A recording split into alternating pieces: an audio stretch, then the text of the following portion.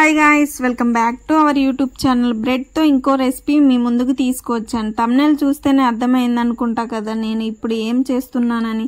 నోట్లో పెట్టుకోగానే కరిగిపోయే బ్రెడ్ హల్వా.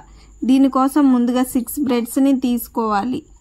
ఈ బ్రెడ్స్ కున్న ఎడ్జెస్ ని మంచిగా కట్ చేసుకోవాలి. ఇవి ఉండడం వల్ల ఈ స్వీట్ టేస్ట్ అంతగా బాగోదు, కాబట్టి ఎడ్జెస్ అనేవి కట్ చేసుకుంటే మంచిది. ఈ 6 బ్రెడ్స్ కి ఉన్న ఎడ్జెస్ ని ఇలా కట్ చేసుకోవాలి. ఇలా ఒక్క బ్రెడ్ ని 2 పీసెస్ గా కట్ చేసుకోవచ్చు లేదా 4 పీసెస్ గా కట్ చేసుకోవచ్చు. నేనైతే ఒక్క బ్రెడ్ ని 4 పీసెస్ గా కట్ చేశాను. మన ఛానల్ ని ఫస్ట్ టైం చూసినట్లయితే మేక్ షూర్ టు సబ్స్క్రైబ్. ఈ స్వీట్ ఎక్కువ టైం ప్రాసెస్ లేకుండా కొన్ని ఇంగ్రీడియంట్స్ తో ఇలా సింపుల్ గా చేసుకోవచ్చు. మీరు కూడా ట్రై చేసి ఎలా వచ్చిందో కామెంట్ చేయండి. ఇంకా ప్రాసెస్ లోకి వెళ్ళిపోదాం, వచ్చేయండి. ముందుగా ఒక ప్యాన్ పెట్టుకొని గీ వేసుకోవాలి. గీ మంచిగా కరిగిన తర్వాత మనం కట్ చేసుకున్న బ్రెడ్ పీసెస్ ని ఒక్కొక్కటి విడివిడిగా వేసుకోవాలి. ఇవి మాడకుండా మంచిగా రోస్ట్ చేసుకోవాలి. బ్రెడ్ వేసినప్పటి నుంచి స్టవ్ ని మీడియం ఫ్లేమ్ లో పెట్టుకొని ఈ ప్రాసెస్ ని చేసుకోవాలి. లేదంటే బ్రెడ్ పీసెస్ అనేవి మాడిపోతాయి, కాబట్టి మీడియం ఫ్లేమ్ లో పెట్టి చేసుకోవాలి. ఈ బ్రెడ్ పీసెస్ ఒకవైపు మంచిగా రోస్ట్ అయిన తర్వాత మరొక వైపు ఈ బ్రెడ్ పీసెస్ ని టర్న్ చేసుకోవాలి. కొంతమంది ఈ బ్రెడ్ పీసెస్ ని ఆయిల్లో ఫ్రై చేస్తారు. ఇలా గీతో రోస్ట్ చేయడం వలన ఈ స్వీట్ మంచి ఫ్లేవర్ అండ్ సూపర్ టేస్టీగా ఉంటుంది. ఇలా మంచిగా రెండో వైపు కూడా రోస్ట్ అయిన తర్వాత వీటన్నిటిని ఒక ప్లేట్లోకి తీసుకోవాలి.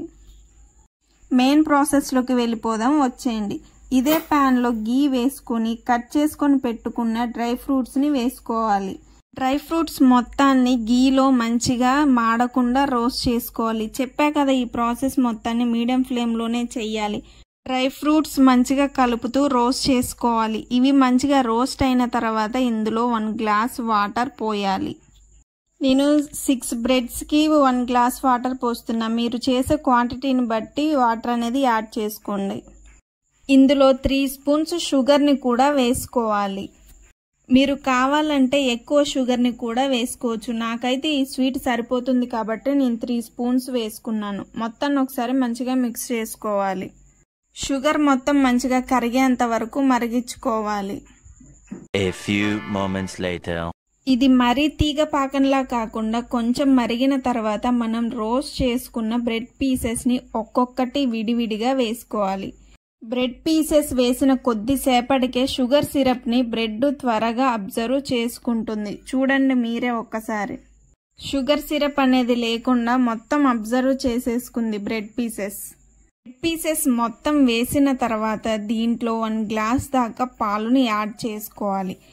ఇందులో కాల్చి చల్లార్చిన పాలు మాత్రమే వేసుకోవాలి. అలాగే ఇందులో ఇలాచీ కూడా మంచిగా దంచుకొని వేసుకోవాలి.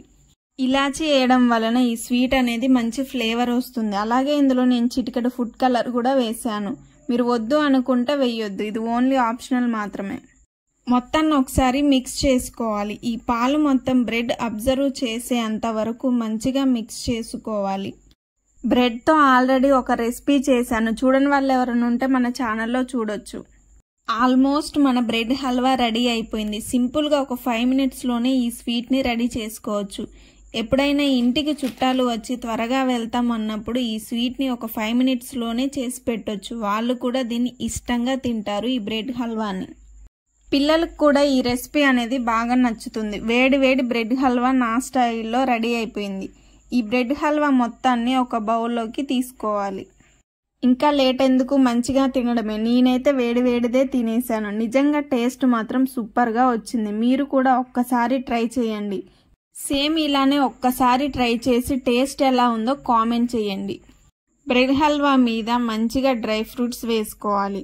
1 స్పూన్ నోట్లో పెట్టుకుంటే కరిగిపోతుంది. ఇంతవరకు మన ఛానల్ని సబ్స్క్రైబ్ చేయని వాళ్ళు ఎవరైనా ఉంటే సబ్స్క్రైబ్ చేసుకోండి. వీడియో నచ్చినట్టయితే please like, share and subscribe. చాలా మంది సబ్స్క్రైబ్ చేయకుండానే మన వీడియోస్ చూస్తున్నారు. సబ్స్క్రైబ్ చేసి బెల్ ఐకాన్ని క్లిక్ చేయండి. Thank you for watching.